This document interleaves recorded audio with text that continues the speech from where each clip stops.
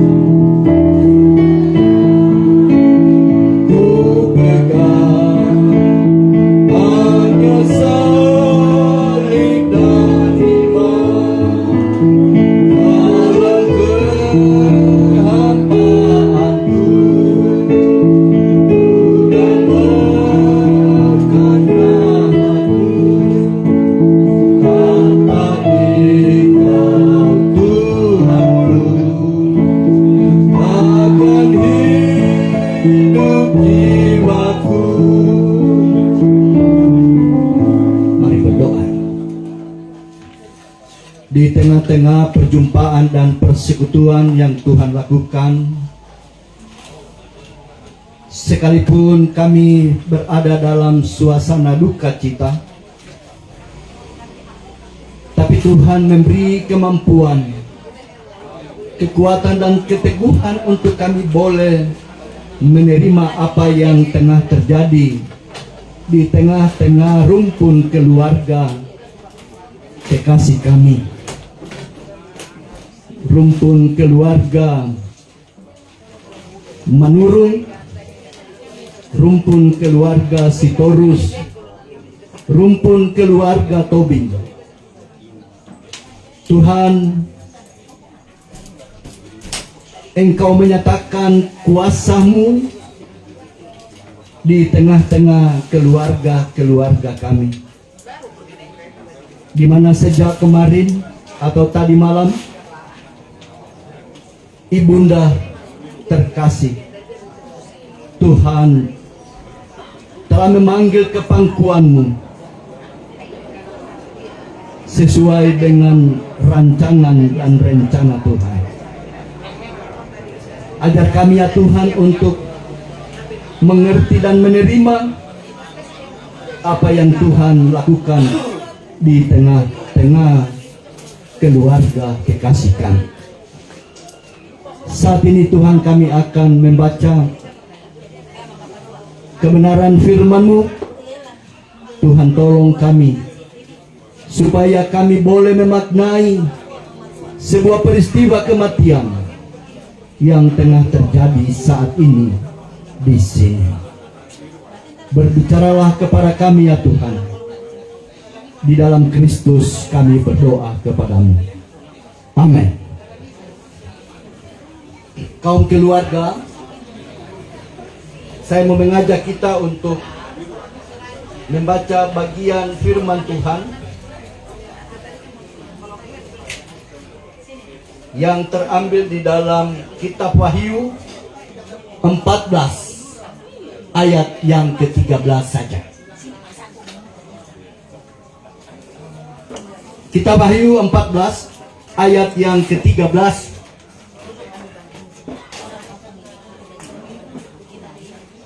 Demikian sabda Tuhan.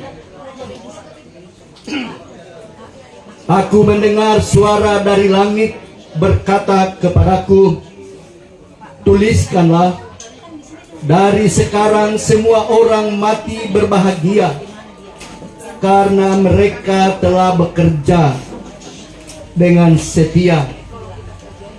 Maka Roh Kudus berkata, ya, mereka akan beristirahat dari jerih lelah mereka, karena perbuatan-perbuatan mereka menyertai mereka. Sekian jauh pembacaan sabda Tuhan. Berbahagialah mereka yang mendengar, merenungkan dan melaksanakan firman Tuhan di dalam kehidupan setiap hari. Perkabungan yang kami kasihi di dalam Kristus, setiap kali kita menghadiri dan diperjumpakan dalam sebuah peristiwa kematian seperti yang terjadi di tengah-tengah rumpun keluarga kita di sini, tentu sebagai manusia kita merasa sedih, kita berduka cita atas peristiwa kematian. Itu gambaran umum yang dapat kita rasakan. Gambaran yang lain ingin mengingatkan kepada kita bahwa ketika peristiwa kematian banyak orang yang mencoba menghindar. Banyak orang yang takut diperhadapkan pada peristiwa kematian. Karena itu saudara-saudara, sikap kita ketika menghadapi peristiwa kematian kiranya benar-benar kita maknai di dalam iman kita sebagai orang-orang Kristen. Bagian firman Tuhan yang kita baca dan dengar bersama sesungguhnya mau menjelaskan bahwa peristiwa kematian itu tidak menjadikan kita berduka cita, bersedih. Sebagaimana juga Rasul Paulus dalam 1 Tesalonika pasal 4. Di sana dijelaskan bahwa janganlah kamu berduka cita seperti orang-orang yang tidak memiliki pengharapan. Dan tentu saja pengharapan yang dimaksud di sini adalah pengharapan iman kita kepada Kristus. Sebagaimana juga sabda Tuhan bahwa orang yang meninggal itu, orang yang mati, dikatakan dalam nas kita,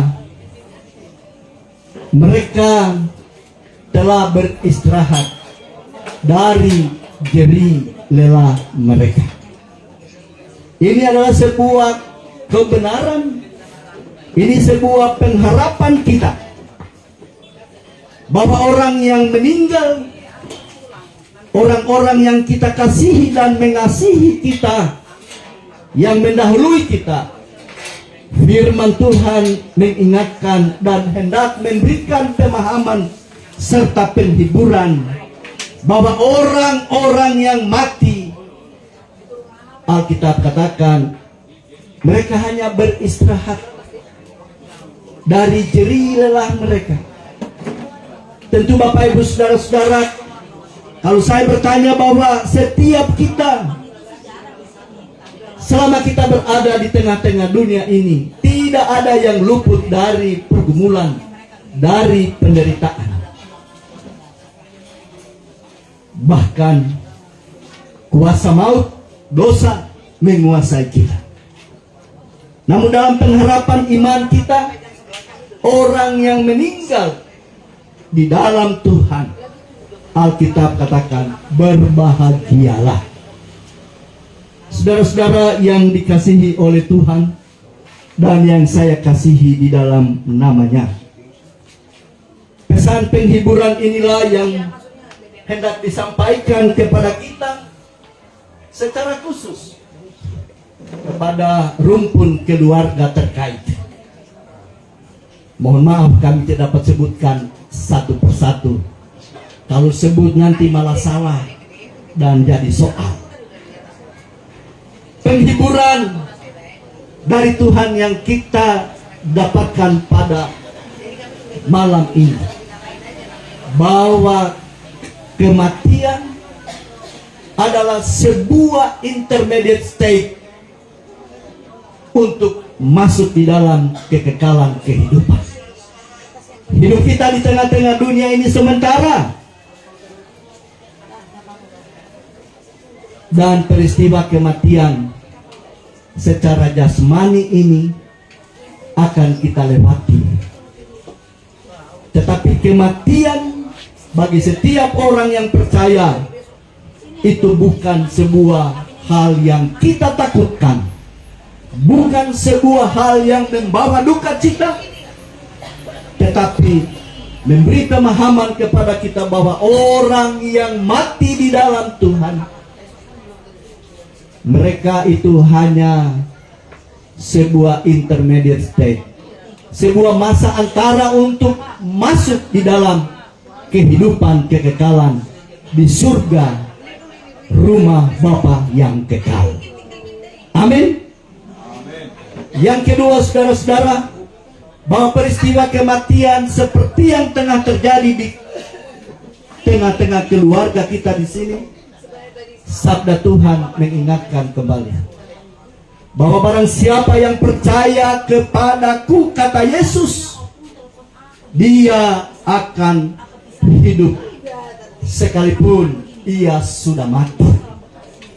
Artinya bahwa orang yang percaya kepada Tuhan, mereka akan memiliki kehidupan kekal selama-lamanya.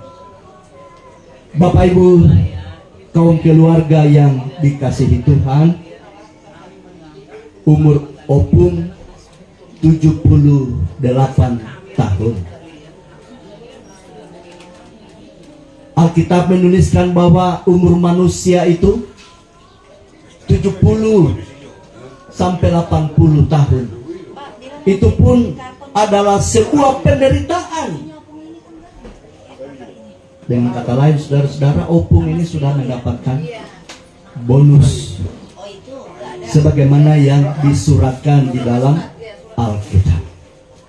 Karena itu, saudara-saudara, ini semua yang harus disyukuri oleh kaum keluarga, baik anak-anak, anak mantu, cucu-cucu yang ada, termasuk rumpun keluarga terkait, bahwa hidup kita ini di tengah-tengah dunia ini sifatnya sementara, dan kesementaraan itu, yaitu tubuh jasmani ini, akan membawa kita kepada kehidupan kekal selama-lamanya melalui iman dan pengharapan kita kepada Kristus. Karena itu, saudara-saudara, yang hendak disampaikan dalam akhir ini, apa yang Tuhan lakukan itu semua baik adanya. Tidak ada rancangan Tuhan yang tidak baik di dalam kehidupan kita, termasuk peristiwa kematian yang tengah terjadi di tengah-tengah keluarga. Biarlah kaum keluarga terus dikuatkan dengan kebenaran-kebenaran ini, bahwa orang yang meninggal di dalam Tuhan, mereka beristirahat dari jerih lelah mereka. Opung Ramos sudah tidak merasakan sakit yang selama ini dirasakan. Opung sudah sembuh secara total, dan itu adalah sebuah kebenaran firman Tuhan. Biarlah anak-anak, anak mantu cucu, dan rumpun keluarga terkait boleh menerima kebenaran ini, bahwa Tuhan yang lakukan itu baik adanya. Kiranya Tuhan menolong dan memberkati kita semua. Amin. Kami persilakan tim kesaksian pujian dari Sinode Gereja Sahabat Indonesia. Berdiri, Amang Inang memuji Tuhan. Tidak, kita sini saja. Keluarga tidak usah. Berdiri, Ibu. Boleh lagunya. Kidung jemaat berapa? Izin. Kidung jemaat 332.